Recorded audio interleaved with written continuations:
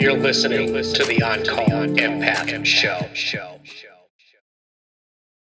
Hey guys, this is Rajmontage from the On-Call Empath. I want to thank you for joining me today. I wanted to hop on really quick and just talk about a few things, especially a lot of the clients that I deal with, they're going through quite a lot. So I figured, there's got to be other people out there, empaths, highly sensitive people, trauma victims that are going through the same thing, trying to make sense of this whole life of ours. This video is basically, I wanted to talk about how, suffering can be valuable. And I know that kind of scares a lot of people. It's like, why would suffering be of any value? Well, I'll tell you what, once you've been through so much suffering in your life, you get to a point where you say, enough's enough. I run towards it. I welcome it because I know who I am. And I know that if conflict arises and there's suffering, I know how to deal with it. I know how to center myself. I know how to disconnect with people and disengage, especially the narcissist. Being an empath myself, I can now at least see them coming at me, just the way their body language, the way they talk. In this video, I want to talk about how to deal with yourself and suffering and why we run from it. We have to look at the fact that how were we when we were children? What are some of the things that our parents, our caregivers, what were some of the things that they wanted us to be? Well, you have to be a good person. You have to go to school. You have to get married. You have to, be obedient and people please. For the majority of the empaths out there, all this comes from somewhere. It's been downloaded into here. So what I do is I help people unlearn their questioning and all the negative self-beliefs in their head. And so there's a way to do that.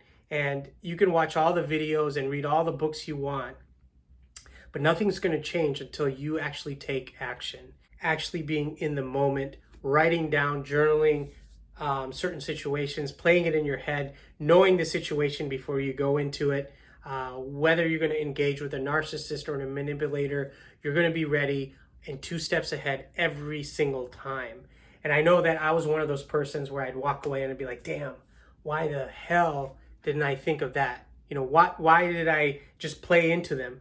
Because I went into a flight mode or I would just get really scared and I would shut down. My body would shut down. Now, when I go into a room, I ask myself, are these people that I want to associate with?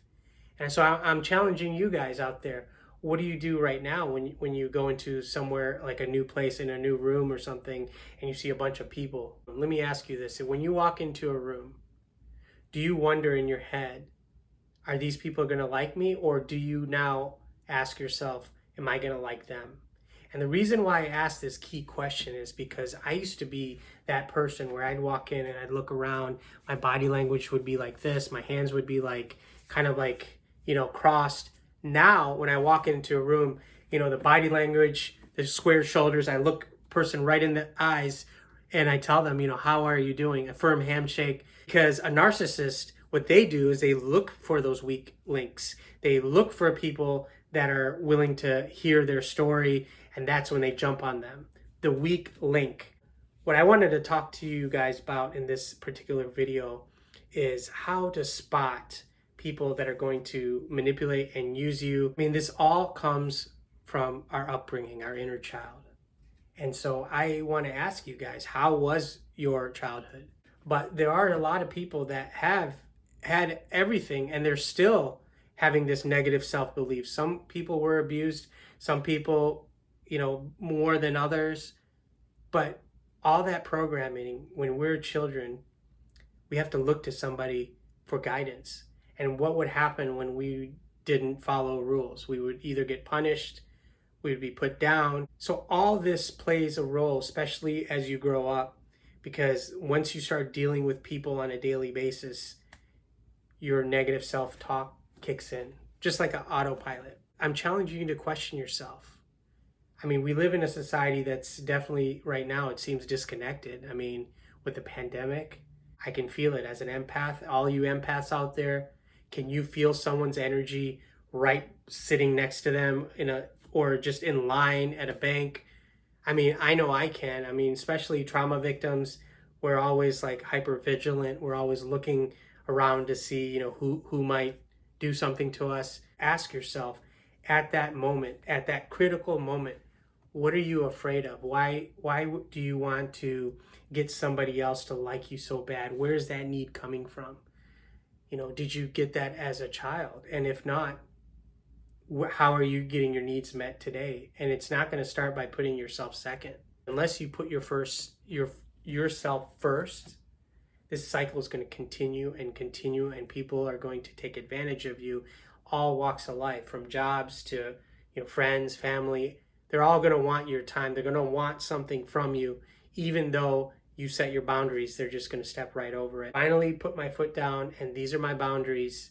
And if you can't, respect them, and if you get upset and you start making fun of me and calling me names, that's a indication right there. I want, you're definitely not one of my people that I want to, bring into my tribe, that I want around me. And just be careful of who you surround yourself with.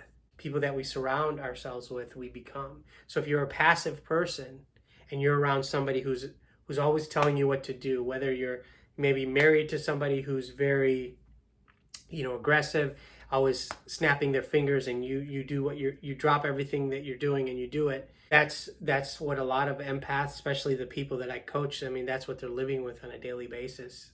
So what I'm urging you to do is to step back and question yourself. You know right away that if A happens, I do B.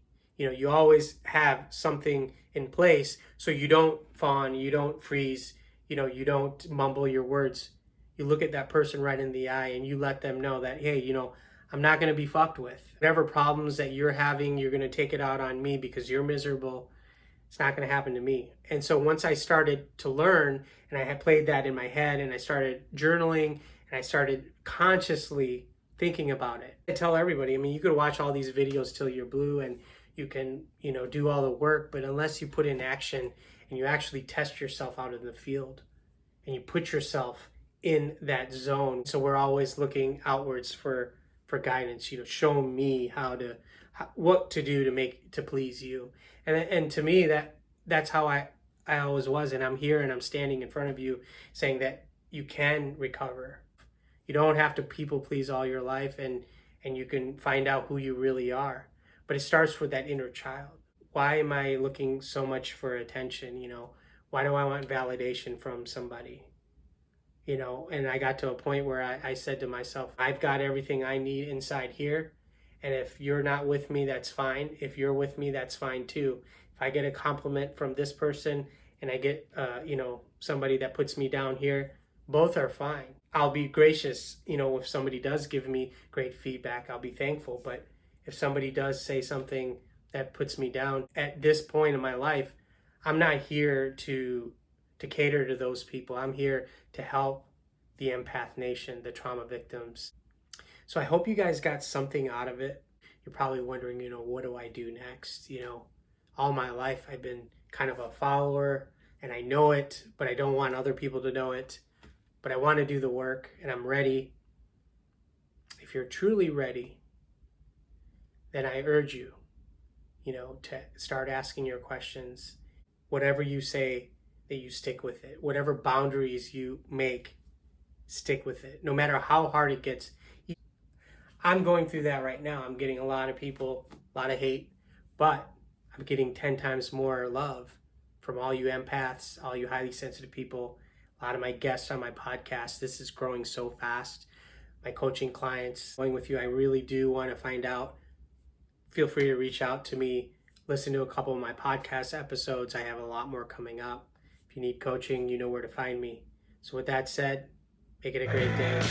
You're listening to the On Call Empath.